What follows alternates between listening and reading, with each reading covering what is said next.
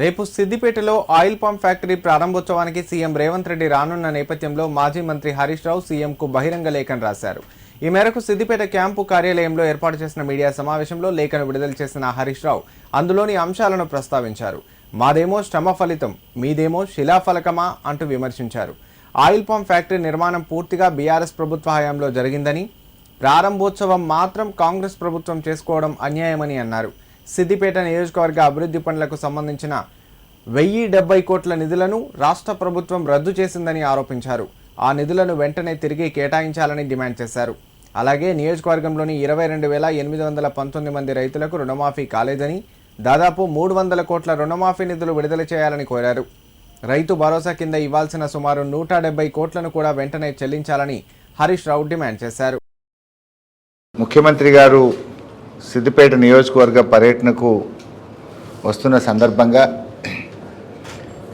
రేవంత్ రెడ్డి గారు ఈ నియోజకవర్గానికి చేసినటువంటి ద్రోహాన్ని, ఈ నియోజకవర్గంలో కొనసాగుతున్నటువంటి పనులను రద్దు చేసినటువంటి తీరును అన్నీ కూడా ఈ లేఖలో వివరంగా చెప్పడం జరిగింది. రేవంత్ రెడ్డి గారు రేపు సిద్దిపేట నియోజకవర్గానికి వస్తున్న క్రమంలో కొన్ని అభివృద్ధి కార్యక్రమాలకు, ప్రారంభోత్సవాలకు ఆయన పెట్టుకున్నారు.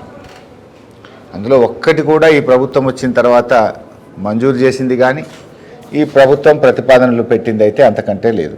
ఇవన్నీ కూడా మా ప్రభుత్వ హయాంలో ఆనాటి ముఖ్యమంత్రి కేసీఆర్ గారి ఆశీస్సులతో, స్థానిక బీఆర్ఎస్ నాయకత్వము మేమందరం కలిసి ఎంతో శ్రమతో ఇవన్నీ కూడా నిర్మించుకోవడం జరిగింది.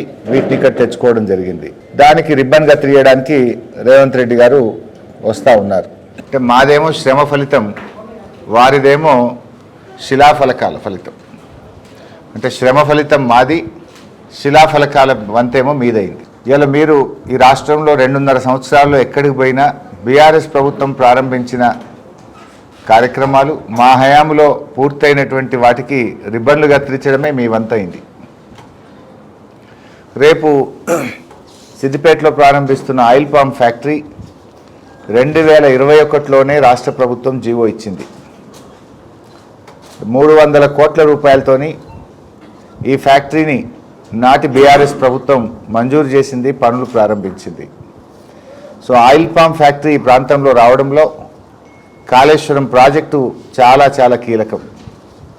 కాళేశ్వరం ప్రాజెక్టు లేకపోతే అసలు మనం ఈ ఆయిల్ పామ్ సాగు అనేది సిద్దిపేట ప్రాంతంలో మనం ఊహించలేం. కాళేశ్వరాన్ని కూలేశ్వరం అన్న రేవంత్ రెడ్డి, ఆయన చేతుల మీదుగా ఈ ఆయిల్ పామ్ ఫ్యాక్టరీ ప్రారంభం అవడం అనేది శోచనీయం. అట్లీస్ట్ ఇప్పటికన్నా కళ్ళు తెరువు రేవంత్ రెడ్డి. కాళేశ్వరం కూలేశ్వరం కాదు, కాళేశ్వరం తెలంగాణకు వరం. నువ్వు నర్మెట్టలో ఏ ఆయిల్ పామ్ ఫ్యాక్టరీ ప్రారంభిస్తున్నావో ఆ ఆయిల్ పామ్ ఫ్యాక్టరీకి కూడా 20 కోట్ల లీటర్ల కాళేశ్వరం జలాలే ప్రతి సంవత్సరం ఇవ్వడం జరుగుతుంది. ఆ నర్మెట పక్కనే కెనాల్ పోతా ఉంది. అక్కడ దాకా పోయి నెత్తి మీద నీళ్లు చల్లుకొని నీ పాప పరిహారం చేసుకో. ఆ రోజుల్లో మేము కాళేశ్వరం ప్రాజెక్ట్ కట్టేటప్పుడు మల్లన్న సాగర్ని అడ్డుకోవడానికి 2 రోజులు నువ్వు అడ్డం పండుకున్నవాడ.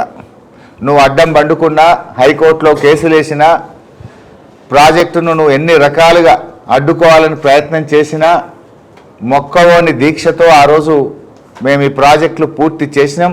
ఈ జిల్లా రైతాంగానికి కాళేశ్వరం జలాలు అందించిన ఘనత బీఆర్ఎస్ ప్రభుత్వంది, కేసీఆర్ గారిది.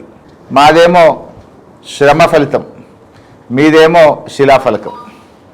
ఎందుకు ఈ మాట అన్నా అంటే ఆయిల్ పామ్ ఫ్యాక్టరీ 300 కోట్లతో మంజూరు చేయడానికి చాలా శ్రమపడ్డాం. కాళేశ్వరం జలాల కోసం భూసేకరణలో కానీ, ప్రాజెక్ట్ నిర్మాణంలో కానీ ఎంతో శ్రమపడ్డాం. మొక్కలు తెప్పించి ఒక్కొక్క రైతును ఒప్పించి మెప్పించి మా నాయకులందరితో కూడా, ఇక్కడ ఉన్న వాళ్ళందరితో కూడా కాళేశ్వరం నేను ఆయిల్ పామ్ మొక్కలు పెట్టించాను. ఆ రోజు రైతుల్లో భరోసా కల్పించాం. మొక్కలు పెట్టించడంలో కానీ, అదేవిధంగా కాళేశ్వరం ప్రాజెక్టు పూర్తి చేయడంలో కానీ, ఆయిల్ పామ్ ఫ్యాక్టరీకి అవసరమైన 62 ఎకరాల భూమిని కూడా సేకరించి ఆ రోజు అక్కడ వారికి అప్పచెప్పారు.